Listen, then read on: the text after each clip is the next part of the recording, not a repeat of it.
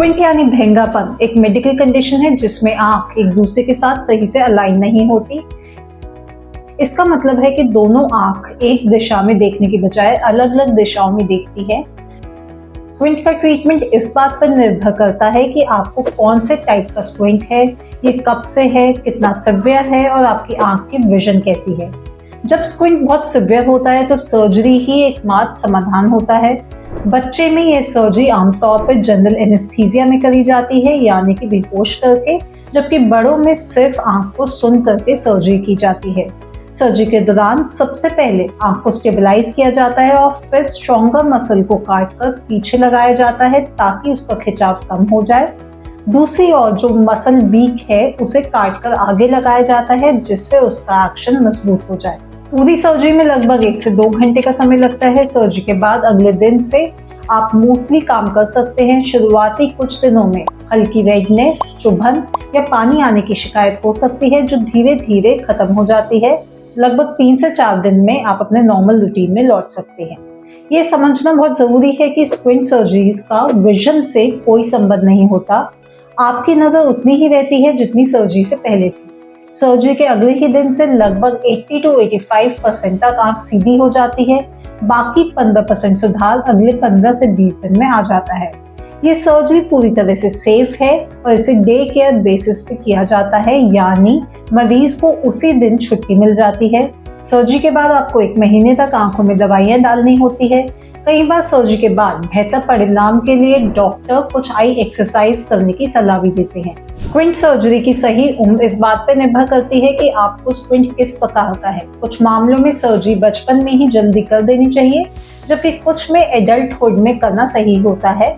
अगर आपकी एक आंख की विजन कम है और उसी कारण से स्क्विंट हुआ है तो सर्जरी जल्दी कराना जरूरी है ताकि वह हमेशा के लिए कमजोर ना हो जाए। लेकिन अगर दोनों आंखों की विजन सामान्य है तो थोड़ा इंतजार किया जा सकता है। फिर भी विजन डेवलपमेंट के लिए बेहतर रहता है कि सर्जरी जल्दी कराई जाए ताकि दोनों आंखों का विजन सही तरह से डेवलप हो सके। सिवियरिटी के अनुसार यह तय किया जाता है कि कितनी मसल्स को ऑपरेट किया जाएगा। सिंगल मसल स्क्विंट सर्जरी की कॉस्ट लगभग 30,000 होती है, 2 मसल की 40,000 और 3 मसल की 45,000 तक होती है। बहुत से लोग यह जानना चाहते हैं कि क्या स्क्विंट सर्जरी के बाद वापस आ सकता है। अगर दोनों आंखों की विजन अच्छी है और दोनों आंखें बराबर फोकस करती है तो स्क्विंट दोबारा नहीं आता। लेकिन अगर किसी व्यक्ति को लेजी आई है तो स्क्विंट दोबारा आने की संभावना होती है। ऐसे में रेगुलर एक्सरसाइज करने से स्क्विंट के वापस आने के चांसेस बहुत कम हो जाते हैं। स्क्विंट को सिर्फ एक कॉस्मेटिक प्रॉब्लम समझना गलत है क्योंकि इसमें कई नुकसान होते हैं। सबसे पहला नुकसान है लेजी आई या एम्ब्लायोपिया।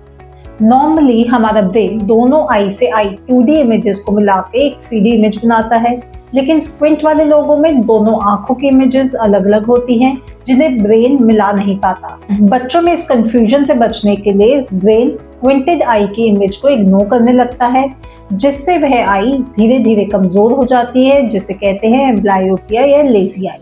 दूसरा नुकसान है पुअर क्वालिटी ऑफ विजन। जब आप सिर्फ एक आंख से देखते हैं तो ब्रेन केवल 2D विजन बनाता है, जिससे डेप्थ परसेप्शन कमजोर हो जाता है। ऐसी स्थिति में पायलट, ड्राइवर, IAS ऑफिसर या अच्छे प्रोफेशन में जाना मुश्किल हो जाता है क्योंकि इसमें दोनों आंखों को देखने की क्षमता यानी बाइनोकुलर विजन जरूरी होती है। तीसरा नुकसान है डिप्लोपिया या डबल विजन, जो ज्यादातर बड़ों में होता है।